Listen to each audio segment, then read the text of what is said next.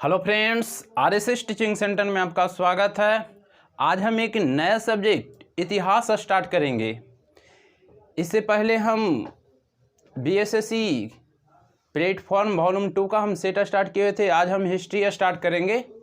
ठीक है, हिस्ट्री में भी मध्यकालीन इतिहास स्टार्ट करेंगे, मेडिवल हिस्ट्री स्टार्ट करेंगे। बात करेंगे, देखिए मेडिवल हिस्ट्री की बात करेंगे तो मेडिवल हिस्ट्री हम कहानी के तौर पर बताएंगे ताकि आपको याद करने की ज़रूरत ना पड़े। तो सबसे पहले हम बात करेंगे मध्यकालीन इतिहास यानी मेडिवल हिस्ट्री की। तो देखिए 711-12 से 1707 तक चला है। देखिए मध्यकालीन भारत की बात करेंगे तो इसमें दो भाग में बांटा है, एक दिल्ली सल्तनत काल, एक मुगल काल। दिल्ली सल्तनत की बात करेंगे तो 1206 से 1526 तक दिल्ली सल्तनत चला था और उसके बाद 1526 से 1707 तक मुगल काल चला था। तो हम स्टार्ट करते हैं मध्यकालीन भारत और बताते हैं मध्यकालीन भारत आज स्टार्ट करते हैं। तो हम स्टार्ट करते हैं, क्वेश्चन पूछता है कि भारत में पहला मुस्लिम आक्रमणकारी कौन था। तो आप डायरेक्ट बोलते हैं भारत में पहला मुस्लिम आक्रमणकारी मोहम्मद बिन कासिम था। कौन था? कासिम था। तो हम इसके बारे में चर्चा करते हैं। सबसे पहले हम अपना प्यारा भारत को मैप में दर्शाते हैं।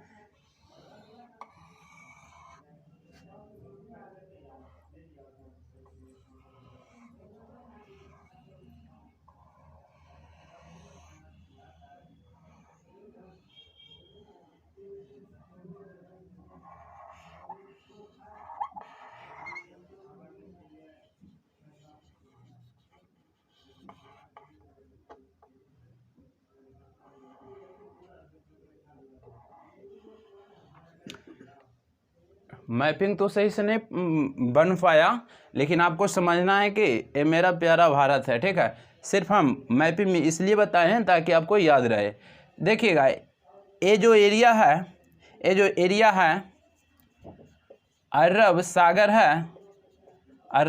है, ये हिंद महासागर है और ये बंगाल के खाड़ी है। ठीक है, और एक चीज़ बात बताते हैं, भारत के ये जो पश्चिम में है, भारत के जो ये पश्चिम है, ये पाकिस्तान है। और उसके बाद बात करेंगे एरिया में अफगानिस्तान है। ठीक है, उसके बाद बात करेंगे इस साइड में ईरान है, फिर ये साइड में यही सब अरब देश है। कौन है? अरब देश है। ये साइड में याद रखना है, इस साइड में अरब देश है। ठीक है, इस साइड में अरब देश है। और जो पाकिस्तान है, इसी एरिया में सिंध प्रांत है, यही एरिया में मुल्तान है। एरिया में मुल्तान और सिंध प्रांत है ना, पाकिस्तान में ही है।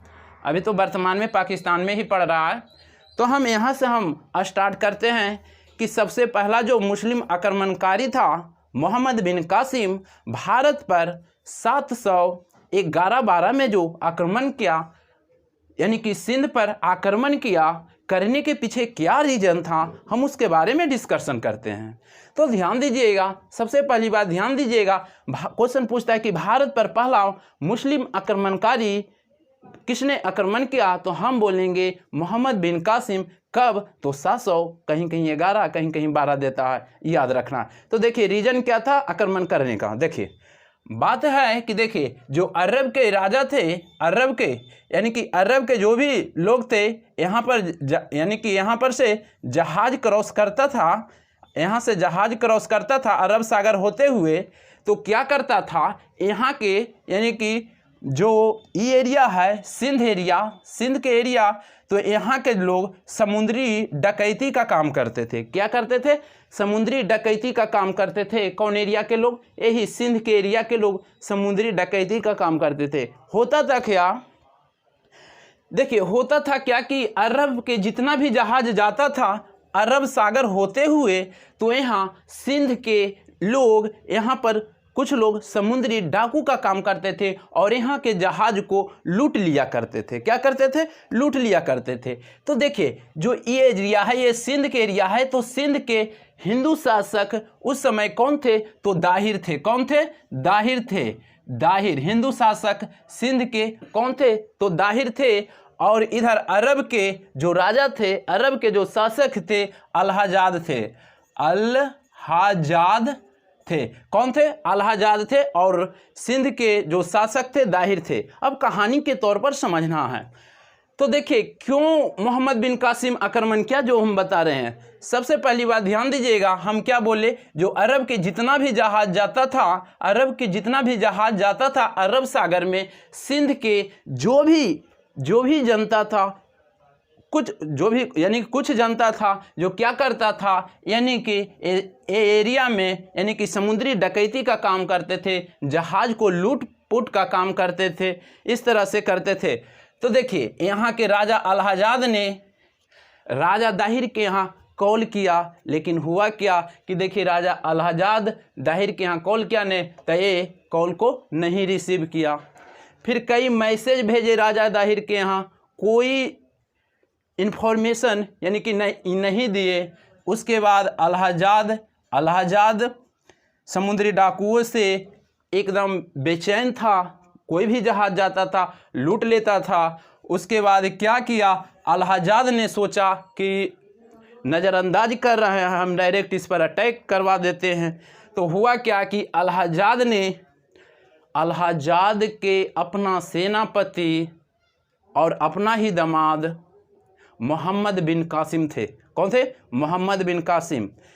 अलहजाद के सेनापति और अपना ही दामाद मोहम्मद बिन कासिम थे। अलहजाद ने बोले डायरेक्ट अटैक करो। क्या करो? अटैक करो, यानी कि लड़ने के लिए पूरे सैनिक के साथ मोहम्मद बिन कासिम सबसे पहले यहाँ पर आते हैं और जो भी समुद्री जो लुटेरा का काम करते हैं पकड़ को मारते हैं, और उसके बाद ई एरिया से चले जाते हैं यहाँ पर, यानी कि सिंध प्रांत में चले आते हैं। मोहम्मद बिन कासिम ने राजा दाहिर को क्या किया? राजा दाहिर को मार दिया। क्या किया? मार दिया। और जब राजा दाहिर को जब मार दिया मोहम्मद बिन कासिम ने, तो उसके बाद जो भी लूटा हुआ माल था और राजा दाहिर के 2 पुत्री थी, उसको जहाज के द्वारा अरब भेजवा दिया गया। कहाँ भेजवा दिया गया? अरब भेजवा दिया गया। तो देखिए जब अरब भेजवा दिया गया और यानी कि जो लूटा हुआ सामान था और दाहिर के 2 पुत्री थी, इसको भी अरब भेजवा दिया गया। तो अलहजाद ने क्या सोचा कि जो दोनों पुत्री है, हम अपने दोनों पुत्र की शादी उन दोनों पुत्रियों से कर देंगे। अलहजाद ने क्या सोचा कि जो 2 पुत्री आ रही है उसकी शादी हम अपने 2 पुत्रों के साथ कर देंगे, है ना। तो देखिए क्या हुआ, ये सोचा, लेकिन 2 पुत्री थी, वो क्या सोचा कि देखिए मेरा पिता के जो मारे हैं, मोहम्मद बिन कासिम मारे हैं, मैं उनका बदला ज़रूर लूँगा। तो हुआ क्या कि मोहम्मद बिन कासिम यानी कि दोनों पुत्रियों ने मोहम्मद बिन कासिम पर गलत इल्ज़ाम लगाया, यानी कि गलत इल्ज़ाम लगा दिया मोहम्मद बिन कासिम पर। तो फिर क्या हुआ कि जब दोनों पुत्री यहाँ पर पहुँची तो मोहम्मद बिन कासिम पर गलत इल्ज़ाम लगा दिया। तो अलहजाद ने मोहम्मद बिन कासिम यानी कि मोहम्मद बिन कासिम को यानी कि अपना सेनापति को मार दिए। कौन मार दिए? अलहजाद मार दिए। ठीक है। अब जब मार दिए तो कुछ दिन के बाद पता चलता है कि जो ये दोनों पुत्री है जो इल्ज़ाम लगाया था कि मोहम्मद बिन कासिम कुछ गलत काम किया है, तो वास्तविक में गलत काम नहीं था। बस सिर्फ इस दोनों पुत्री ने सिर्फ अपने पिता को जो मारे थे उसका बदला लेने के लिए एक षड्यंत्र रचा था। बाद में पता चला अलहजाद को, तो क्या किया, अलहजाद ने इन दोनों पुत्रियों को भी मार दिया, है ना। इतना तक में तो कोई दिक्कत नहीं हुआ। लेकिन एक चीज़ ध्यान दीजिएगा, हम शॉर्ट में तो तुरंत बता दिए कि यहाँ से 2 पुत्री आए, गलत इल्ज़ाम लगाया और मोहम्मद बिन कासिम को मार दिया, है ना। लेकिन ध्यान दीजिएगा इतना जल्दी नहीं हुआ है, लेकिन शॉर्ट में हम इतना समझाएं। अब हुआ क्या, जे देखिए पहले अब बताते हैं कि देखिए मोहम्मद बिन कासिम यहाँ पर राजा दाहिर को मार दिया था ना। हाँ, तो राजा दाहिर को जब मार दिया तो ये एरिया सिंध मुल्तान ये एरिया में अपना धाक जमाना शुरू किया, यानी कि अपना बलचस्प जमाना शुरू किया। जब अपना बलचस्प जमाना शुरू कर दिया तो हुआ क्या कि जो यहाँ के जो भी जनता था, यहाँ के जो भी जनता था, अब वहाँ के हिंदू शासक तो अब दाहिर रहे नहीं, तो अब यहाँ पर अभी जो अपना अधिपत्य स्थापित किए हुए है, अपना अधिकार जमाए हुए है, यहाँ पर कौन जमाए हुए है? तो मोहम्मद बिन कासिम जमाए हुए है। होता क्या है कि यहाँ पर गैर मुस्लिम जो मुस्लिम नहीं है, यानी कि हिंदू है और कोई जाति का है, उस पर क्या करते हैं? एक जजिया कर लगा देते हैं। मोहम्मद बिन कासिम क्या करते हैं? एक तो सिंध पर अपना अधिपत्य जमाते हैं, मुल्तान पर अपना अधिपत्य जमाते हैं, और यहाँ के जो भी जनता था उस पर एक जो भी जनता था वो भी गैर मुस्लिमों पर, जो मुस्लिम नहीं था उस पर जजिया कर लगाना, यानी कि जजिया कर लगा दिए। क्या किए? जजिया कर लगा दिए। और जजिया कर, एक चीज़ ध्यान दीजिएगा, जजिया कर एक धार्मिक कर था। जजिया कर क्या था? जजिया कर एक धार्मिक कर था। और यहाँ के जनता को क्या कह के लिया जाता था? जजिया कर यहाँ के जनता को यह कह के लिया जा रहा है कि देखिए जी, आपकी जो सेवा कर रहा है, जो आपकी सेवा हो रहा है, आपकी जो रक्षा कर रहा है, ये मुस्लिम सैनिक कर रहे हैं। कौन कर रहे हैं? मुस्लिम, यानी कि मुस्लिम सैनिक कर रहे हैं। इसके बदले में आप जजिया कर दीजिए। इसके बदले में क्या दीजिए? जजिया कर दीजिए। और यदि नहीं देना है तो आप मुस्लिम बन जाइए, नहीं लेंगे जजिया कर। इनका, यानी कि मोहम्मद बिन कासिम का कहना था। तो क्वेश्चन पूछता है कि सबसे पहले जजिया कर कौन लिया?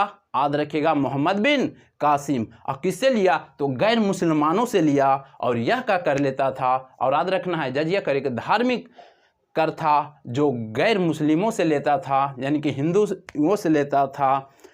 और यह क्या कर लेता था कि देखिए जी, आपका जो राजा थे अब तो रहे नहीं, और जो आपके जो यानी कि रक्षा, यानी कि आपके जो सुरक्षा का कार्य है मुस्लिम सैनिक कर रहे हैं, इसके बदले में जजिया कर दीजिए, और नहीं तो मुस्लिम बन जाइए। इस तरह से आपको जजिया कर लेता था।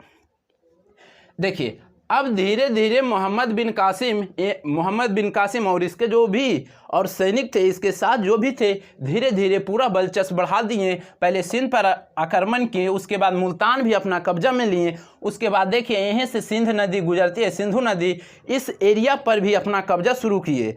धीरे धीरे इस क्षेत्र में अपना बलचस्प बढ़ाते बढ़ाते ये एरिया में देखिए, यहाँ पर केरल जो पड़ता है, ये मालाबार तट है, केरल है जो यहाँ पर मालाबार तट है, यहाँ पर भी अपना व्यापार स्टार्ट कर दिए। केरल के मालाबार तट पर भी अपना व्यापार स्थापित कर दिए। कौन? अरब वाले लोग। कौन? मोहम्मद बिन कासिम अरब वाले थे ना। तो यहाँ पर भी, यानी कि केरल के तट पर भी क्या किए? अपना बलचस्प बढ़ाने लगे। तो यहाँ पर भी पूरा बलचस्प बढ़ाने लगे, व्यापार करने लगे। यहाँ तक तो कोई दिक्कत नहीं होना चाहिए।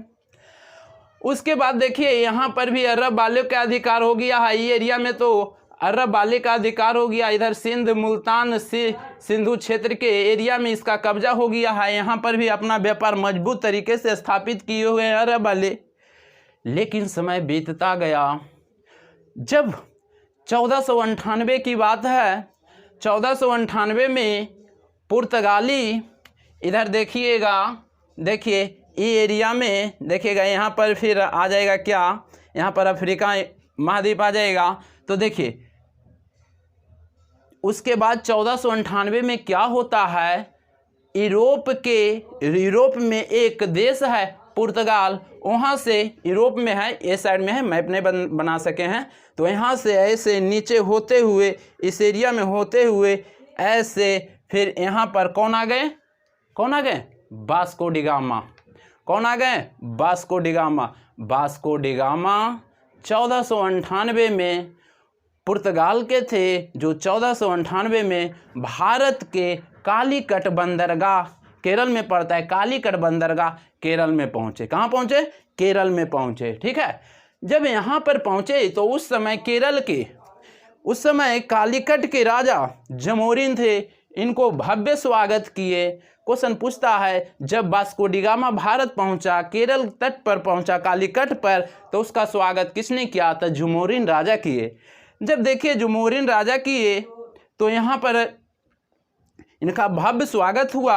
अब यहाँ वास्को डी गामा कालीकट बंदरगाह पर पहुँच जाता है और धीरे धीरे अपना व्यापार स्टार्ट करता है। जब फर्स्ट बार किया था यहाँ से मसालों की खेती मसालों का व्यापार, तो इसको जब ले गया था तो उसको 60 गुना फायदा हुआ था।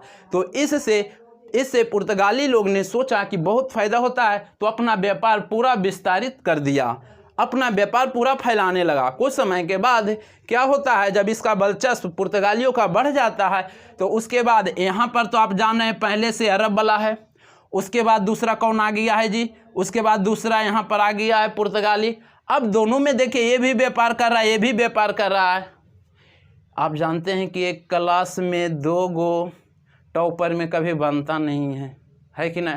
उसी प्रकार से देखिए यहाँ पर 2 गो व्यापारी है, यहाँ पर 2 व्यापारी है, एक पहले से तो अरब वाला था, उसके बाद पुर्तगाली भी अपना दिलचस्प बढ़ा लिया है।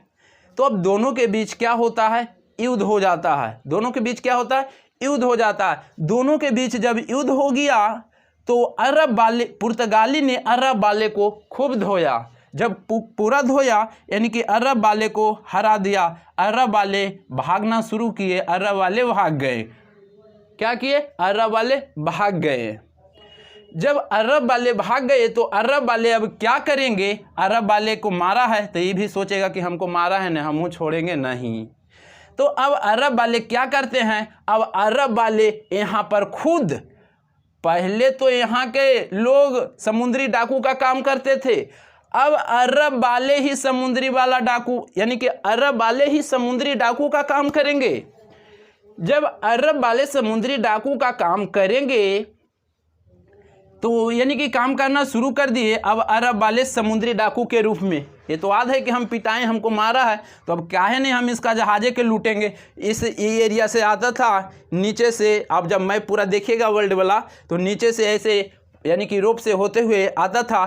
तो अब अरब वाले अब पुर्तगाली जहाज़ों को लूटना शुरू कर दिया। क्या किया, पुर्तगाली जहाज़ों को लूटना क्या कर दिया, शुरू कर दिया। यहाँ तक तो कोई दिक्कत नहीं। तो देखिए जब यहाँ पर पुर्तगाली जहाज़ को अब लूटना शुरू कर दिया, कौन, अरब वाले। तो देखिए एक गवर्नर पुर्तगाल के जो पहला गवर्नर आता है फ्रांसिस्को द अल्मेड़ा, 1505 की बात है। पहला गवर्नर फ्रांसिस्को द अल्मेड़ा आता है और उसको पता चलता है कि यहाँ के जहाज़ को लूटने का काम अरब वाले कर रहा है। तो यहाँ पर फ्रांसिस्को द अल्मेड़ा आता है, ये एरिया में देखिए ये अरब है, ये हिंद महासागर, ये एरिया में आता है। और यानी कि मोहम्मद बिन कासिम कहते हैं, यहाँ से पहला गवर्नर यानी कि कौन, फ्रांसिस्को द अल्मेड़ा 1505 में आते हैं और यहाँ पर एक ब्लू वाटर पॉलिसी एडप्ट करते हैं। ब्लू वाटर पॉलिसी क्वेश्चन पूछता है जी कि ब्लू वाटर पॉलिसी है जो किसने एडॉप्ट किया था, किसने लाया था, तो फ्रांसिस्को द अल्मेड़ा। इसमें होता था क्या, इसमें होता था कि इसके अंतर्गत पनिशमेंट दिया जाता था, इसके अंतर्गत सज़ा दिया जाता था। तो क्वेश्चन पूछता है आपसे क्वेश्चन पूछेगा कि देखिए यानी कि पहला पुर्तगाली गवर्नर भारत में कौन आया था, फ्रांसिस्को द अल्मेड़ा। कब आया था, 1505 में आया था। ब्लू वाटर पॉलिसी एडॉप्ट किसने किया था, फ्रांसिस्को द अल्मेड़ा किया था। क्वेश्चन पूछेगा जब पुर्तगाली केरल के तट पर आया था तो उससे पहले यहाँ पर कौन और व्यापार कर रहा था, उससे पहले कौन और था, तो कहेंगे अरब वाले थे। तो ये सब क्वेश्चन आपको पूछ सकता है, ठीक है, आपको याद रखना है इस तरीके से, ठीक है। तो यहाँ पर यानी कि फ्रांसिस्को द अल्मेड़ा क्या किया, एक कानून लाया यानी कि ब्लू वाटर पॉलिसी एडॉप्ट किया, इसके अंदर सज़ा देता था। इस तरह से यहाँ पर शासन किया। तो आपको इतना क्वेश्चन पूछ सकता है। तो पहला शासक मुस्लिम में कौन, मोहम्मद बिन कासिम। अब दूसरा शासक की बात करेंगे तो मोहम्मद गजनबी भारत आएगा। जो सोमनाथ मंदिर लूटा ने, क्यों लूटा, कैसे लूटा, उसका हम डिस्कशन बस नेक्स्ट वीडियो में देंगे। आज भर इतना ही। यदि वीडियो अच्छा लगता है और अगला वीडियो चाहिए तो वीडियो को लाइक और थोड़ा सब्सक्राइब कीजिए। बस आज भर इतना ही। जय हिंद, जय भारत।